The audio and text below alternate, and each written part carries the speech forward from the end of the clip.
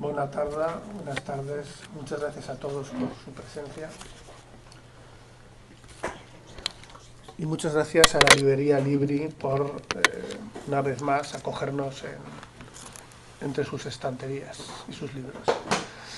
Voy a agradecerles también a ustedes que estén aquí hoy acompañándonos. Sabemos que en estas grandes ciudades siempre hay mil actos y mil lugares a los que acudir, así que me gusta siempre agradecer al público el esfuerzo de que esté hoy aquí. Antes de hablar del libro, o bueno, de referirme a los autores, como vengo haciendo en todas las presentaciones que se realizan de la editorial Libros de Innombrable este año, recuerdo que es nuestro 20 aniversario. Por lo tanto, hay previstas reediciones, hay previstas actividades especiales y reediciones, y hay previsto también un pequeño documental que está realizando un compañero editor por su cuenta, no sé con lo que nos sorprenderá.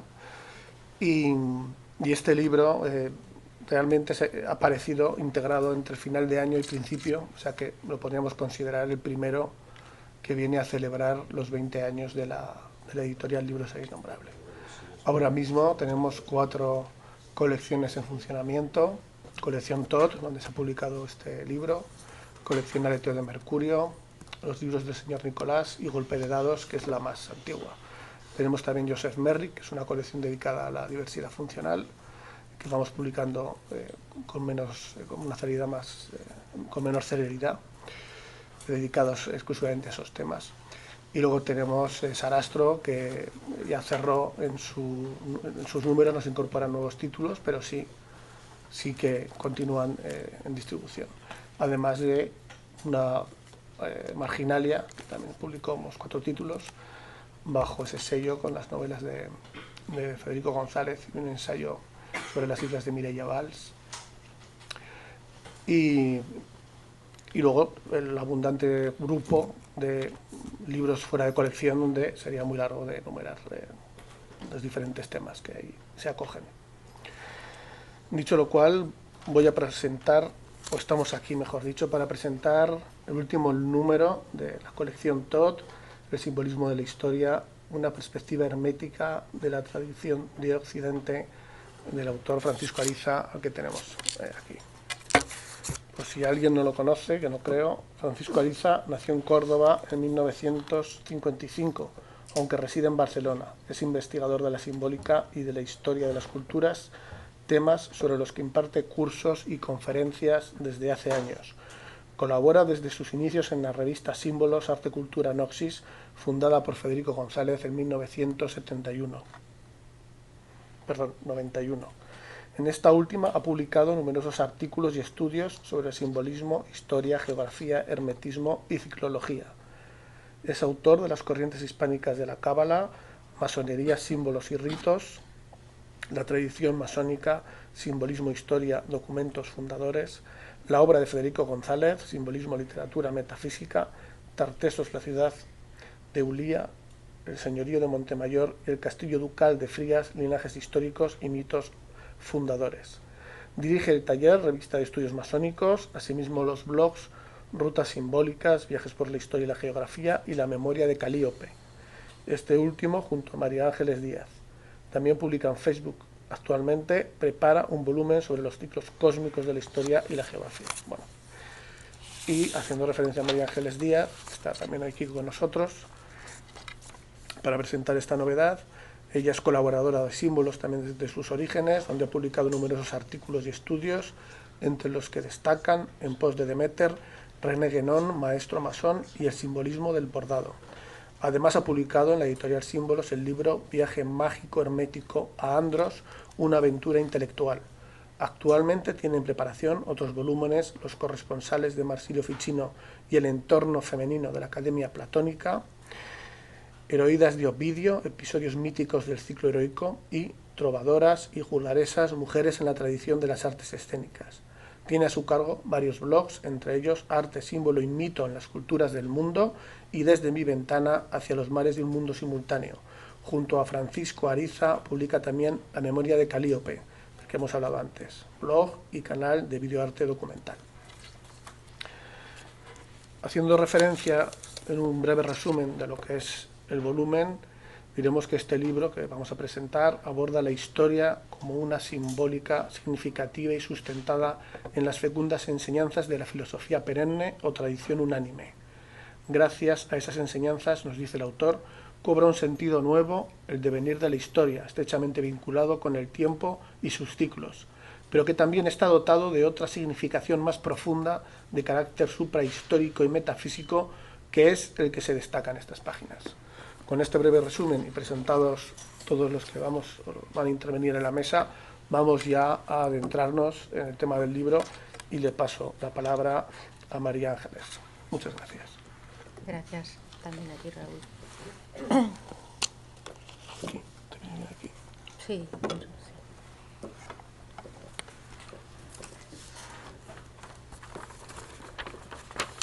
Bueno, pues aquí nos encontramos hoy reunidos gracias a este libro espléndido, ya lo vais a ver que es así, que ha escrito Francisco, ¿no? En realidad es la narración de la cultura occidental desde el punto de vista del hermetismo, es decir, que restituye desde el inicio de esta cultura que para nosotros se basa en Platón, en Hermes Trismegisto y en Pitágoras, y a partir de ahí pues tomando a la filosofía perenne como protagonista, ¿no?, de la historia, pues hace una narración que pasa pues por diferentes periodos en los que esa cultura se ha visto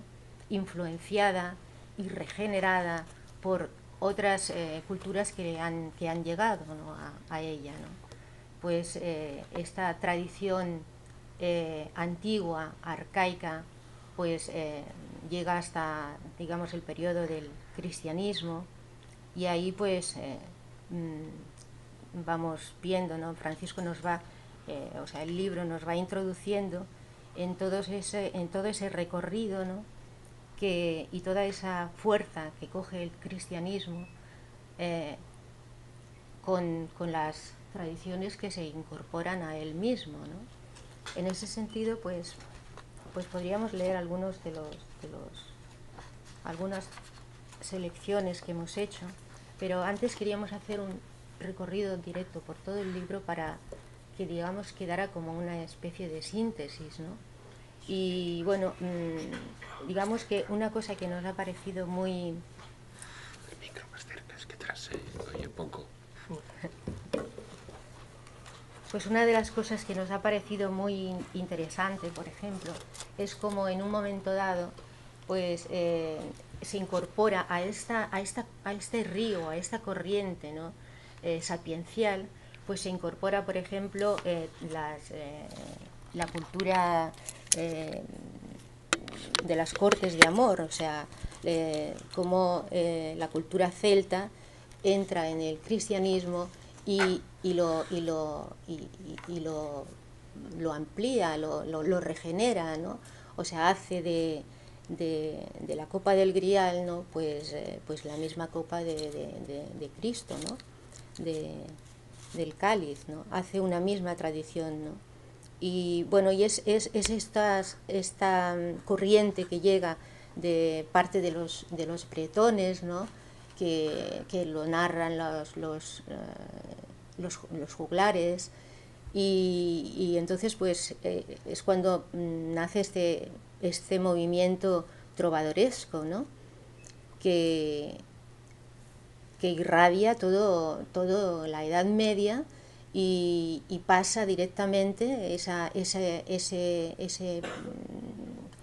copa, ¿no?, ese cáliz, ¿no?, ese grial, esa idea del amor divino como centro de una reunión de personas, ¿no?, en las que pueden ser físicamente o no, sino que están reunidas en una idea, ¿no?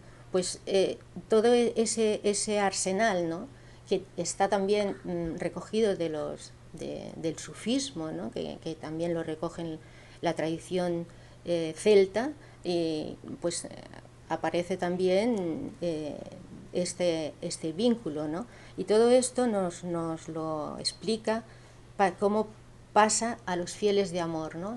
Especialmente a Dante, que recoge toda esa filosofía del amor como una forma de realización, ¿no? A través de ese amor divino, que puede estar también, pues tiene diferentes grados, ¿no? y diferentes maneras de expresarse, ¿no? Pero pues llega a los fieles de amor, y bueno, los fieles de amor pues elaboran toda una literatura que impregna también todo el occidente, ¿no? Pues es o sea, aparte de la Divina Comedia, pues está Boccaccio, que escribe el Decamerón, está Petrarca, que bueno, escribe el más famoso son el Cancionero, ¿no? Que es y los triunfos del amor, y esa tradición que florece y bueno y se revitaliza en esa época, pues es solo un principio de lo que va a ser posteriormente la eclosión del Renacimiento, ¿no? O sea que Francisco no solamente nos cuenta ese transitar de la filosofía perenne por el devenir de la historia, sino que nos habla también de la cadena áurea, o sea, de aquellos personajes, de aquellos autores que han hecho vivo ese mensaje y lo han actualizado y le han dado siempre fuerza, ¿no?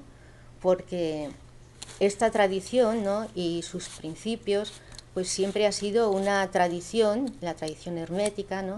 comprometida con el conocer del hombre. Es decir, que no ha valido el crear pues una literatura, sino crear una forma de decir la verdad y de transmitirla. Esa es la verdadera lengua de Oc, que no es aparte de que fue una lengua que nació en Occitania y todos sabemos, ¿no? su historia, pero la verdadera lengua de Oc es aquella que se hace entender, aquella que se revitaliza, aquella que busca siempre la manera de comunicar aquellas verdades eternas, aquellos principios que son pues aquellos principios de justicia, de libertad, de belleza, de solidaridad, de libertad, de providencia, de lealtad, y bueno, y el Renacimiento, pues ya todos sabemos qué sucedió cuando estas ideas llegaron a Florencia y llegaron a Marsilio Ficino y a sus compañeros de la academia, ¿no? A Pico de la Mirandola, a Bessarion, crearon a los pintores, a Rafael, a Miguel Ángel, bueno, pues Botticelli, o sea, todo ese, bueno, se dice que en los talleres de pintura en ese momento no se hablaba nada más que de Hermes, ¿no? Entonces, bueno, pues esa eclosión, ese renacer de la tradición ha tenido diferentes periodos, ¿no? Y entonces, bueno, pues, y todos ellos, o sea, han tenido unos protagonistas y han tenido unos lazos que han unido un periodo a otro periodo y que han sido siempre para renovarla, para fortalecerla, ¿no? La tradición. Y bueno, y una vez llegado al Renacimiento, pues digamos que la narración histórica de esa tradición de Occidente, ¿no? Pues llega esotérica, ¿no? Naturalmente llega hasta los Rosacruces, y de los Rosacruces la masonería y bueno, y llega hasta la actualidad, ¿no? Hasta la actualidad, pues con personajes como René Guénon o Federico González y bueno, y este libro pues es un exponente de que esa tradición pues sigue viva, ¿no? Y bueno, y antes de pasarle la palabra a Francisco para que él nos diga, pues me gustaría pues leer de unos pocos fragmentos que he seleccionado y que tienen que ver pues con todo ese relato que he querido hacer pues para que de alguna manera se hiciera como una síntesis, ¿no? Y bueno, dice, si el fundamento y la causa del mundo visible es el mundo invisible o inteligible, en el sentido como lo entiende Platón, nada existe en el plano de la historia que no tenga su origen y raíz última en una idea de orden superior. La verdadera historia es arquetípica y de ella deriva la historia humana, indisoluble de la historia universal, expresándose en todas las dimensiones del espacio. Y aquí nos dice, la historia caracterizada, volvemos a repetir, por un delicado equilibrio, consiste en que aquello nuevo que acontece, el presente, continúe conservando lo esencial del pasado, pues sin esta referencia, ese mismo presente no tendría ninguna savia de donde poder nutrirse. O sea que aquí siempre estamos hablando de un árbol que tiene sus raíces, que tiene sus raíces en el cielo, ¿no? Pero tiene sus ramas y esas ramas son las distintas formas en que la tradición se expresa a lo largo del tiempo para que su mensaje no decaiga, porque sabemos que las palabras, los términos, las ideas, todas se vuelven caducas, ¿no? Y como decía, esta es una tradición comprometida con la forma y la manera en que se pueda comunicar y se pueda entender, porque esa es la verdadera tradición. Si no hay un receptor, si no hay una forma de dirigirse a ese oído del tiempo, pues no hay manera de vigorizarla. Aquí nos dice, cada ciclo o época tiene así su propio marco geográfico, donde sus posibilidades latentes se hacen manifiestas de acuerdo con la coyuntura cósmica de ese periodo, la cual viene dada por el movimiento de rotación de la rueda del mundo, o anima mundi, movimiento que es en sí mismo el despliegue en lo temporal de todo lo que está contenido en el ser universal. Para Occidente, ese momento cíclico llega con Grecia y Roma, receptoras al fin y al cabo de todas las civilizaciones mediterráneas anteriores, prolongándose, como decíamos antes, en el cristianismo. Y aquí nos dice, aquí en este momento es cuando habla de esa tradición celta que llega al cristianismo, o sea, de parte de los sacerdotes druidas. Dice, los distintos ámbitos del arte y la cultura que se revestiría la cristiandad una vez se constituyó definitivamente, desde nuestro punto de vista, es más importante la incorporación al imaginario colectivo de ciertos símbolos y mitos surgidos de una sabiduría perenne encarnada en algunas de esas tradiciones. Los ejemplos podrían ser muchos, pero baste con aquel que hace referencia al simbolismo del Santo Grial y los caballeros de la tabla redonda, al rey Arturo y al druida Merlín, todo ello de origen celta, que conformaron parte muy importante de las organizaciones del esoterismo cristiano de carácter caballeresco que existieron a lo largo de toda la Edad Media e incluso más allá de esta. Pues bien, el contenido trascendente de esos símbolos también se estimuló gracias al contacto con el cristianismo, es decir, que éste supuso muchas veces un punto de referencia axial para hacer revivir la energía espiritual que en ellos había quedado latente, esperando el momento de desarrollarse en el tiempo y el espacio.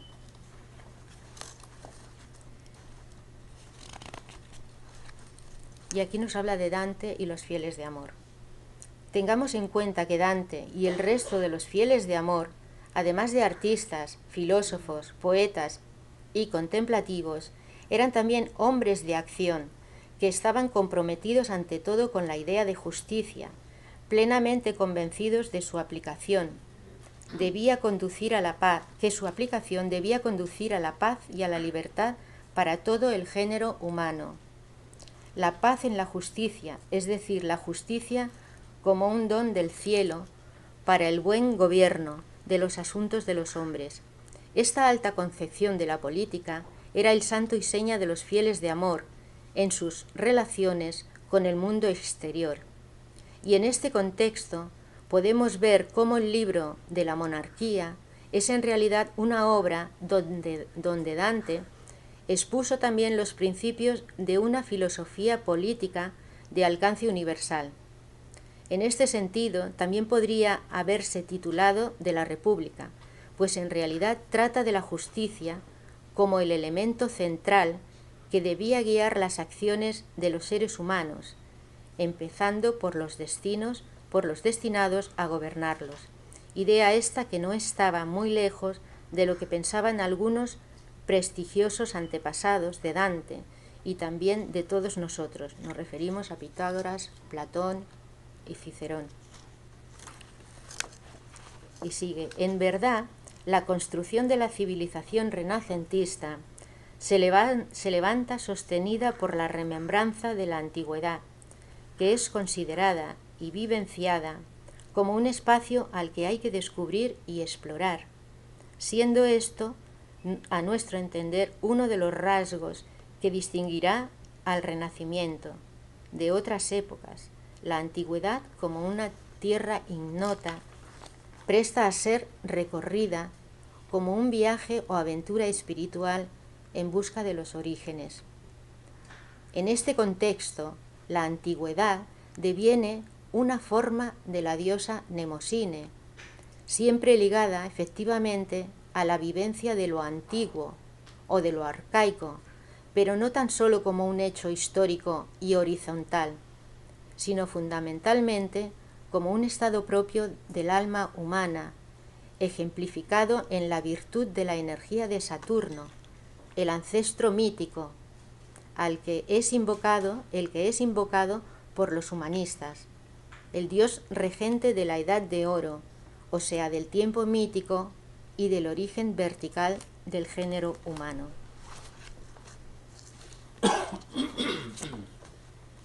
Y bueno.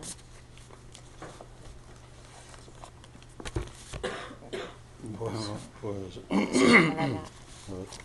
Sí, ya te lo pongo.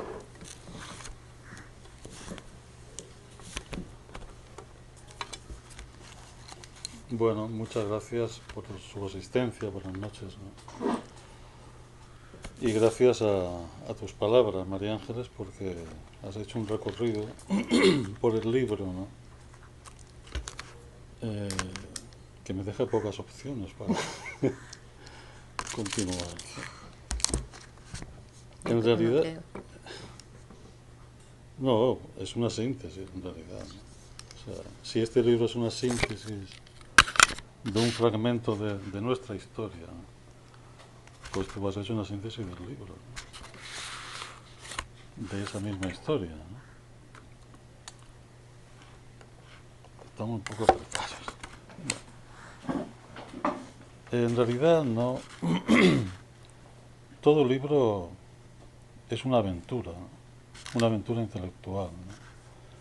Y este particularmente, el simbolismo de la historia, ¿no? Que también podría haberse llamado la filosofía de la historia o metafísica de la historia, ¿no? Porque en realidad de lo que está hablando, ¿no? De manera explícita o de manera tácita es de esa filosofía perenne de la que acaba de hablar María Ángeles, ¿no? Es decir, de seguir las huellas a través de los de los hechos históricos, ¿no?, de esa filosofía perenne, ¿no? En ese sentido, o sea, de la sabiduría, ¿no? Porque en realidad es eso de lo que el historiador, ¿no?, si realmente es consecuente con lo que es la ciencia que practica, ¿no?, y la cual le sirve como vehículo, ¿no?, de un conocimiento que va más allá de esos hechos históricos para adentrarse, ¿no?, en las causas de ellos, de ahí que hablemos de un simbolismo de la historia, o de una simbólica de la historia, ¿no? O sea, la historia como un símbolo, ¿no?, como un símbolo de esos principios que se han enumerado, ¿no?, de esas ideas que en un momento determinado, ¿no?, coagulan en los textos sagrados y sapienciales de todas las tradiciones, ¿no? Es decir, este es un conocimiento, esa sabiduría está más allá de los siglos y más allá del tiempo, ¿no?, y más allá de los ciclos, ¿no? Es decir, se regenera a sí misma, ¿no?, con cada acontecer cíclico y con cada acontecer humano, ¿no? Pero claro, son los hombres los que han recibido esa sabiduría, los que se encargan de transmitirla y que constituyen, como antes ha dicho María Ángeles, la cadena áurea, ¿no? O sea, pues esa posibilidad siempre está presente, ¿no? Y lo que este libro recalca, ¿no?, constantemente, ¿no?, ayudándonos, ¿no?, ayudándonos de esas ideas, ¿no?, lo que recalca es que eso es posible, ¿no? Es decir, que la historia no es un simple relato de los hechos acontecidos en ella, ¿no?, sino que lo que realmente importa, ¿no?, es que hay también una urdimbre, ¿no?, no solamente una trama, no solamente un relato, sino una urdimbre, y es esa urdimbre, es decir, la que nos interesa destacar, ¿no? Pues la urdimbre, si la historia es un tejido, ¿no?, como de hecho lo es, ¿no?, también, ¿no? De hecho, en el simbolismo fonético, ¿no?, la palabra isto, es tejido, es idéntica a isto, que es historia, que es investigación, según su etimología griega, y también es el testigo, ¿no? O sea, el historiador es el testigo, pero no el testigo de su época solamente, ¿no?, sino el testigo de esas ideas actuando en su época. Eso es lo que realmente importa destacar, ¿no? O sea, no, por eso mismo, ¿no?, la historia constituye una ciencia de la cosmogonía, ¿no?, verdaderamente, ¿no? Es decir, ella está emparentada con todas las artes y ciencias liberales, por ejemplo. Es una arquitectura también, ¿no? La historia es una arquitectura, ¿no? Es decir, está hecha de ritmos y ciclos, ¿no?, en movimiento, en permanente movimiento, pero ese movimiento está generado por un centro que es inmóvil, ¿no?, que es inmutable, ¿no? Por eso mismo la relación y la analogía con el simbolismo de la rueda. Es decir, a mí me ha servido muchísimo, ¿no?, como a muchos de vosotros, ¿no?, naturalmente, ¿no?, el estudio y el conocimiento del simbolismo de la rueda, y concretamente de la obra de Federico González, ¿no?, y de René Guénon, ¿no?, a los cuales, precisamente a la memoria de los cuales está dedicado este libro, ¿no? Es decir, si yo he recibido, hablando en primera persona, si yo he recibido una enseñanza que me ha hecho entender, ¿no?, lo que es verdaderamente la historia, ha sido gracias a Federico González y a René Guénon, ¿no? Y eso bueno, pues constantemente sus obras, y especialmente el simbolismo de la rueda y el simbolismo de la cruz de René Guénon, ¿no?, pues son los que constituyen de alguna manera el entramado, la osamenta, ¿no?, sobre la cual pues yo he ido pues investigando, justamente, investigando en esa cadena áurea, en ese hilo de oro, ¿no?, que ha llegado hasta nuestros días, ¿no? Pues pues hay épocas y épocas, ¿no? Hay épocas donde estas ideas, ¿no?, alumbran, ¿no?, alumbran poderosamente, ¿no? Es decir, y hacen posible, ¿no?, de que esa sabiduría, ¿no?, que es de hecho, ¿no?, es un don que nos da el ser, ¿no?, como la providencia, ¿no? La providencia es Decía Boecio, ¿no? En La consolación de la filosofía, su libro más conocido, ¿no? que la providencia es previdencia y providencia, ¿no? Mejor dicho, no pre, sino providencia, ¿no? O sea, no solamente es la que provee, sino la que está constantemente acompañando al hombre en ese recorrido, ¿no? Y nuestro destino es alcanzar esa providencia, que no es sino la inteligencia que gobierna el cosmos, ¿no? Y por tanto gobierna la historia, ¿no? Hay un capítulo en el libro que se llama La providencia y el destino, ¿no? Es un capítulo, pues, donde recojo, ¿no? Pues precisamente de esos representantes de la cadena ONI, donde recojo todas las ideas, algunas de las ideas, ¿no? que ellos han vertido sobre lo que es la providencia y lo que es el destino. Y finalmente coinciden en que el destino nos lleva a la providencia realmente, ¿no? que es un regalo de los dioses, como dice Federico González en uno de sus libros, ¿no? Me parece que en el Diccionario de Símbolos y Mitos, Diccionario de Símbolos y mitos fundos. no. Y temas misteriosos. Y temas misteriosos. Diccionario de símbolos y temas misteriosos, ¿no? Ahí nos habla de la providencia, de lo que realmente es la providencia, ¿no? O sea, es un regalo que nos dan los dioses, según él, ¿no? Para poder salir, para que nuestro destino tenga sentido, ¿no? Realmente, ¿no? Pero eso se da en el hombre, pero también se da en las civilizaciones y en las culturas, ¿no? Y esto es lo interesante. Que nuestro propio proceso de cumplimiento de nuestro destino, sabiendo que existe la providencia, es decir, una inteligencia que gobierna el cosmos, ¿no? Pues naturalmente si nuestro destino es ese cumplimiento, ir a identificarse con esa inteligencia, lo mismo pasa con las civilizaciones y las culturas, ¿no? Porque ellas están dirigidas por los sabios. Me refiero a las culturas tradicionales, ¿no? por decirlo de alguna manera, ¿no? Las anteriores a la era moderna, a nuestra época, ¿no? Donde justamente, ¿no? todas estas ideas pues están ausentes, ¿no? de alguna manera, ¿no? Y nosotros lo que intentamos, pues, los que hemos a los que nos han transmitido estas ideas y las hemos recibido en nuestro corazón, ¿no? que es nuestra inteligencia realmente, ¿no? El corazón no es la sede de los sentimientos, ¿no? El corazón es la sede de la inteligencia. Esto está dicho por todas las metafísicas tradicionales, ¿no? Desde Occidente hasta Oriente, ¿no? Efectivamente, ¿no? Entonces, como decía, ¿no?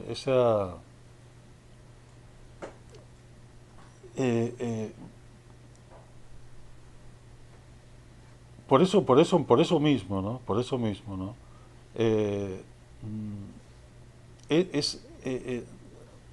Establecer esas analogías, ¿no?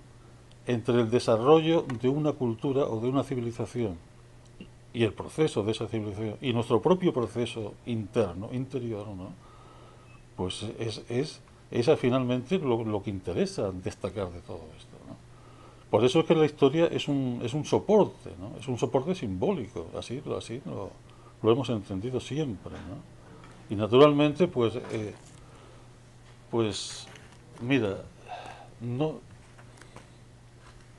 se ama lo que se conoce, realmente. Esto es así en cualquier ámbito de la vida, ¿no? Entonces, cada uno hemos recibido una serie de elementos, ¿no? de cualidades, para poder realizar ese destino. Lo que pasa es que hay que descubrirlos, ¿no? ¿Y cómo los descubres si no has recibido una tradición que te los transmite, ¿no? Y te da un encuadre doctrinal, o sea, es decir, una serie de ideas, una estructura, una cosmogonía, para que uno pues pueda asimilarlo todo eso y poder realizarlo en sí, ¿no? En sí mismo, ¿no? Por eso el libro, ¿no? El libro está estructurado en... El libro tiene 18 capítulos, ¿no? Y está estructurado en 4 partes. La primera de ellas, ¿no? La primera parte de ellas dijéramos, que se titula, ¿no? Ideas generales sobre la metafísica de la historia, ¿no? Esto no se refiere, estos capítulos no se refieren a Occidente exclusivamente, se refieren a la idea general de la metafísica de la historia, ¿no? Se refieren a las ideas que ya sea en Occidente, ya sea en Oriente, ya sea en cualquier tradición, ¿no? Son las que manejan esos hilos, manejan en el sentido, son las que mueven esa urdimbre, ¿no? La urdimbre son los hilos verticales, ¿no?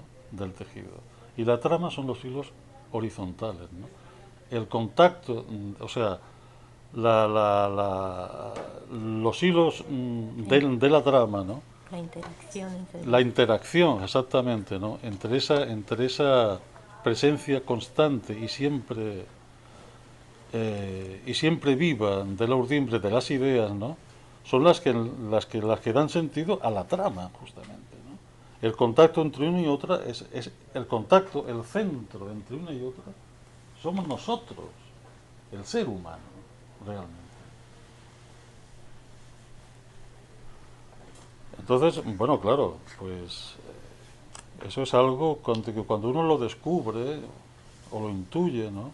Pues es algo maravilloso, ¿no? Porque realmente estás haciendo de tu vida un viaje por el conocimiento, ¿no? Por el conocimiento, que quiere decir, ya lo hemos dicho numerosas veces, que es un conacimiento, ¿no? Es un volver a nacer nuevamente, ¿no? Porque de eso se trata, ¿no? O sea, si el sol es nuevo cada día, nuestra vida también es así, ¿no? Nosotros descendemos a lo más bajo para poder ascender a lo más alto, ¿no? Hasta que llega un momento en el que todo eso ya, pues el ser, ¿dónde está el ser? ¿No? El ser está arriba, está abajo, está en el centro, está a la derecha, está a la izquierda. El ser no es omni, o sea, no está en todo realmente, ¿no? Bueno, pues en cuanto uno conoce eso, ¿no? Cualquier cosa, cualquier circunstancia, ¿no? Es significativa para él, ¿no? Y cuando esas circunstancias son históricas, entonces cobran un relieve, pues, importante, ¿no? Porque te están dando, a ti, en este momento, ¿no? Te están dando un ejemplo, un modelo, ¿no? Mejor dicho, ¿no? Por eso lo interesante de la historia son los hombres, el ser humano, es lo importante de la historia.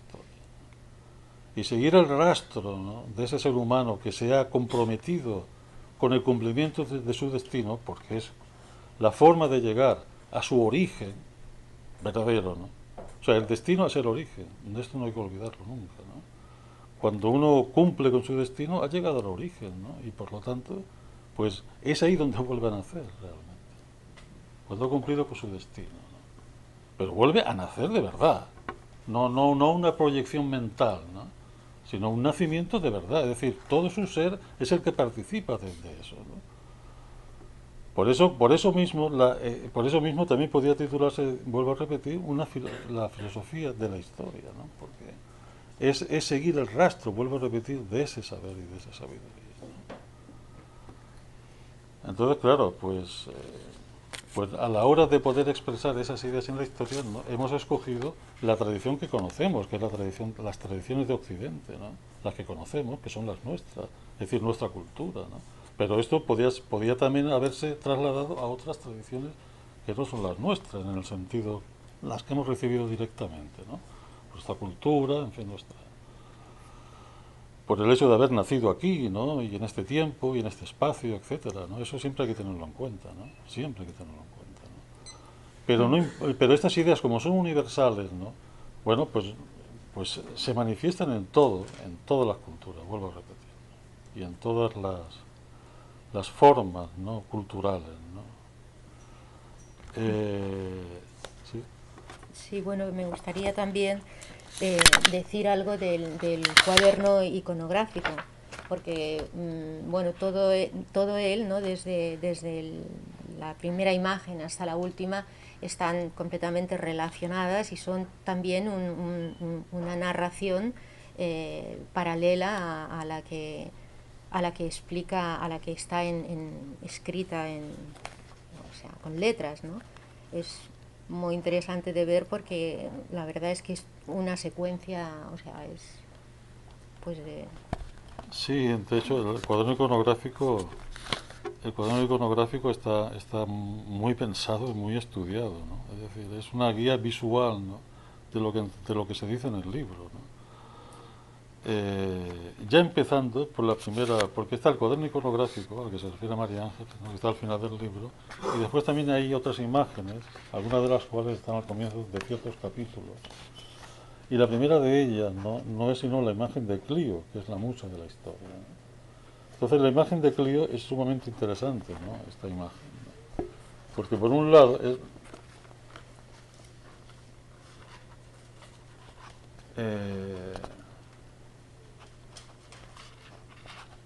Clío tiene un libro sobre el cual está escribiendo, ¿no? La tinta, ¿no? Se la sirve un ángel, ¿no? Es decir, está ahí representado por un amorcillo que le dice que es un ángel, ¿no? O sea, pues una entidad superior, ¿no? Una entidad supraindividual, ¿no? Es decir, la tinta se la sirve él, ¿no? O sea, le sostiene la tinta, ¿no? Y ella va escribiendo, ¿no? Y a sus pies pues tiene un ave que es una oca, ¿no? O, en todo caso un ave que siempre está, la oca o las aves palmípedas, ¿no? Antes María Ángeles ha hablado de la lengua de Oc, de la oca, de Oc, de ahí viene el Languedoc, ¿no? De ahí viene también Occitania. Pues esa época pues fue muy interesante. Ahí se creó un código simbólico, ¿no? Pero que siempre ha sido el mismo en realidad, en esencia, ¿no? Y esta oca, este ave, es la que comunica, precisamente, la que le comunica a Clío, ¿no? Las nuevas venturas, las nuevas ideas que ella tiene que ir plasmando, ¿no? En el libro, ¿no? Entonces este es el modelo de lo que podría ser un historiador de las ideas, verdaderamente, ¿no? Es decir,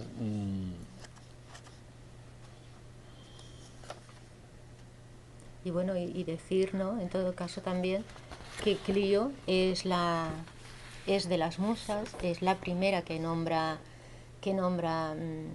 Hesíodo, ¿no? Que es el que las nombra y es la primera. Y bueno, de hecho las musas son la tradición.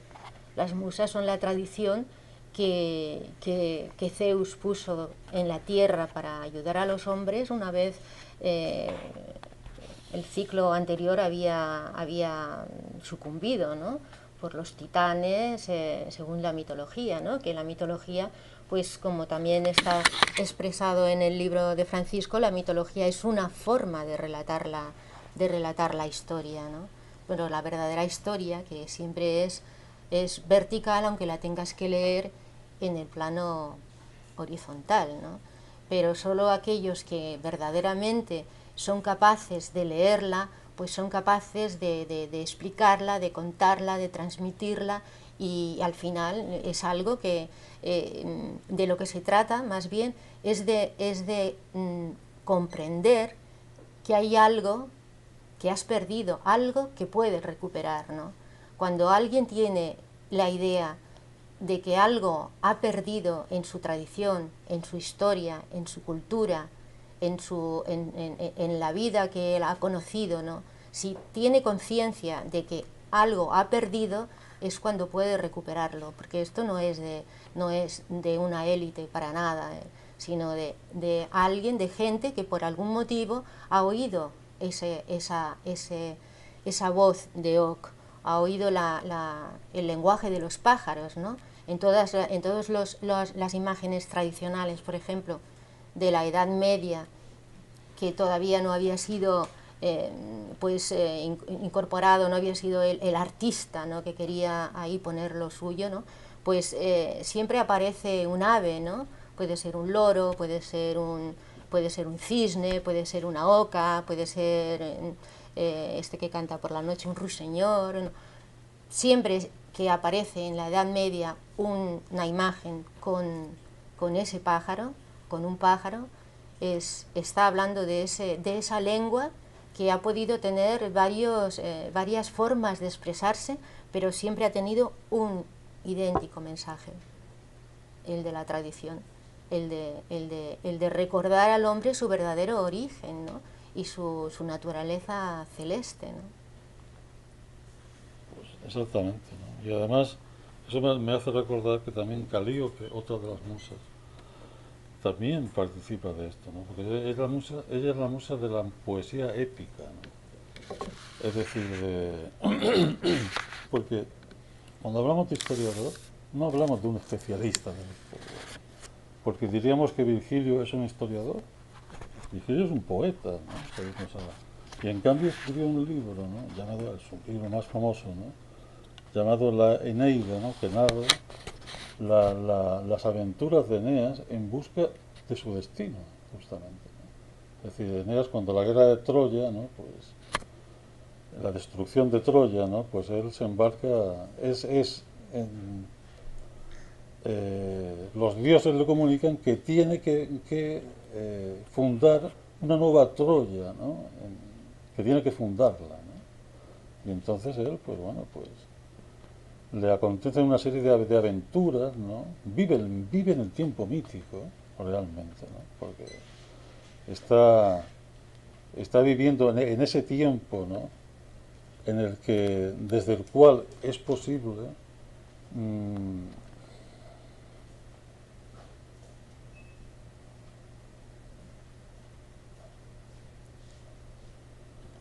en un tiempo en el que permanentemente él está en contacto con los dioses, ¿no?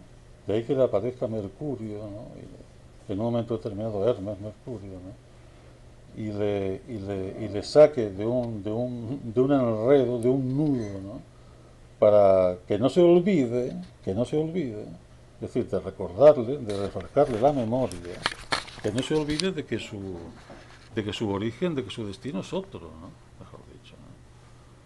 Es fundar Roma, precisamente, ¿no?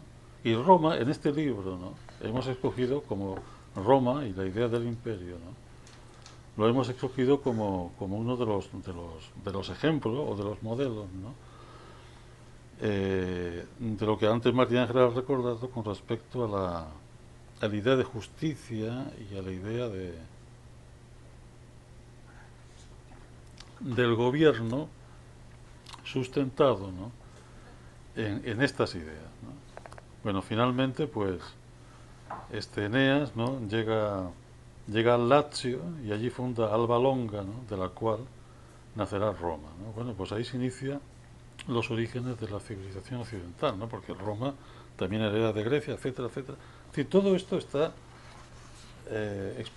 explicado, no, pues explicado.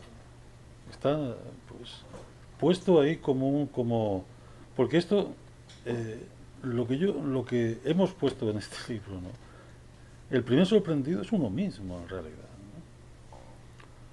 ¿no? O sea que el hecho de escribir, ¿no?, te das cuenta de que tú, en el fondo, no eres sino como una caña, ¿no?, ¿cómo decirlo?, ¿no? Como un amanuense, No, que escribe. no, como alguien que, bueno, pues por ahí pasa eso que tú oyes y que tú ves, ¿no?, ves como sinónimo de conocimiento, ¿no? La raíz ver también está en Veda, en los libros sagrados de la tradición hindú, ¿no? Pues son los libros donde se plasmó esa sabiduría, ¿no?, en los textos sapienciales de la tradición hindú, como en Platón y como en todos los que han sido los transmisores y los exégetas y los hermeneutas y los intérpretes de estas ideas, ¿no? y de alguna manera a quienes hoy en día, ahora, aquí y ahora, ¿no? Pues predisponen, ¿no? su espíritu, ¿no? A aceptar esa herencia, pues se constituyen también en herederos de eso, si no, no estaríamos hablando, ¿de qué estaríamos hablando? De alegorías, ¿no? Estas son cosas que afectan directamente a nuestro ser, ¿no? Entonces, el primer sorprendido, como decía, es uno mismo, ¿no? Porque uno cuando vuelve a leer lo que ha escrito se sorprende de que esto lo haya escrito. Sin embargo, sí que lo ha escrito. ¿Por qué lo ha escrito? Porque ha estado íntimamente, porque esa ha sido su concentración, mejor dicho, ¿no? Su concentración ha sido esa. O sea, si uno es lo que conoce, ¿no? Bueno, pues ya está dicho todo, ¿no? Si uno conoce eso, uno es eso, ¿no? Entonces, lo podrá comprender a un nivel o a otro nivel, o eso ya no corresponde, pues eso ya queda en uno mismo, ¿no? Es decir, ¿hasta dónde puede llegar? Pues dicen los evangelios que nadie es más alto, ¿cómo era? Nadie puede añadir un solo codo a su estatura, ¿no? Pero claro, ¿cuál es nuestra estatura? ¿Cuál es nuestra estatura? Porque a lo mejor uno se piensa que bueno, que tiene una estatura y resulta que no, ¿no? Resulta que primero uno tiene que conocerse a sí mismo, en primer lugar. Entonces ya sabe cuál es su estatura, conociéndose a sí mismo, ¿no? Fundamental, ¿no?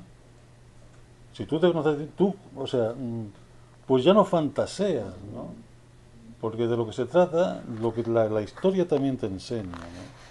Es que a veces los sueños, como decía Goya, ¿no? No es que sea un autor tradicional, pero los sueños de la razón generan monstruos, ¿no? Y esto es lo que ha pasado con el mundo moderno, ¿no? Realmente, ¿no? Con nuestra civilización, ¿no?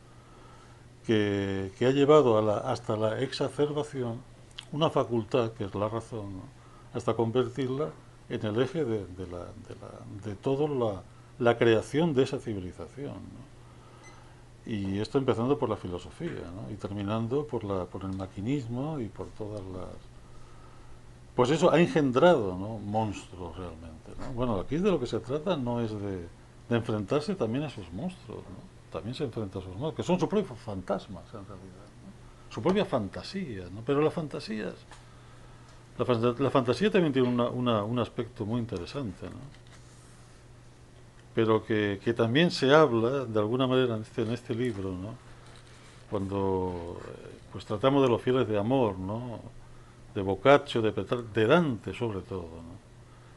Pues son capítulos que yo considero que son interesantes, bien interesantes, ¿no? Al menos me lo han parecido a mí, ¿no? Al estudiarlos y al transcribirlos, ¿no? Y yo, bueno, yo lo que puedo pedirles es que si están interesados, que puedan leer este libro, ¿no? Porque hay muchas más cosas, desde luego, y mejor expresadas, ¿no? Que una simple conversación o que una simple presentación donde uno, bueno, pues a veces... Pero el libro en sí, pues es un libro que considero que puede ser de utilidad, ¿no? Si ha sido útil para uno mismo, ¿cómo no va a ser útil para otro, ¿no? Y además cuando ha sido hecho de la manera más desprendida. Pues yo no sé. Sí, también decir, y porque es de justicia también decirlo, ¿no? Que es el único libro que sepamos escrito en el ámbito de la lengua española o castellana que trate el tema del simbolismo de la historia, ¿no? En la actualidad, ¿no? Aparte de los que ha escrito Federico, como es el de las utopías renacentistas o hermetismo y masonería, y son siempre los libros que nosotros escribimos, o sea, libros que tratan de las ideas en la historia, de las ideas fundamentales, aquellas ideas que son capaces de regenerar una cultura y que en este libro está demostrado cómo la han regenerado, de qué forma la han regenerado, quiénes han sido los protagonistas, algunos completamente desconocidos, como como Mercurio Gattinara, ¿no? Un personaje increíble pues que ha aparecido ahí, ¿no? Y otros que se han colocado en su lugar, porque también también los autores tradicionales también son, o sea, son una escala, ¿no? No todos tienen un nivel igual, ¿no? Pero sí que los Porfirio te llevan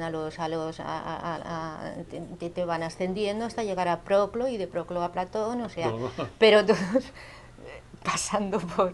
Platón es el primero. Bueno, yo estoy escalando hacia okay, arriba. okay. Estoy escalando hacia arriba. O sea que no es lo mismo Porfirio que Platón, desde luego, ¿no? Pero sí que ayudan a entender, sí que es bueno porque ayudan, porque te dan su punto de vista. También en la historia descubres cómo esos personajes que han vivido en otra época, pero que piensan como tú, pues te ayudan o sea, te sacan de tu línea de tiempo y te sacan, y entonces puedes entender tu propio tiempo mucho mejor, ¿no? O sea que la historia pues es eso, ¿no? Es una musa, ¿no? O sea, es la tradición, es el ser del tiempo. O sea, no es aquella otra que también. Y bueno. Bueno, pues yo pienso que damos por fin. Si queréis hacer alguna observación, no sé. Siempre estamos. Y bueno, pues muchas gracias. ¿No tiene ninguna pregunta entonces? Pues hay que dejar un poco de tiempo porque a veces la gente se lo piensa. Tienen que leer el libro y después volvemos a vernos. Entonces, muchas gracias a todos por su presencia, a Libri, a María Ángeles y a Francisco por estar hoy aquí. Y damos la bienvenida, como no podía ser de otra forma, a un nuevo libro, El libro del innombrable. Muchas gracias a todos y hasta otro día.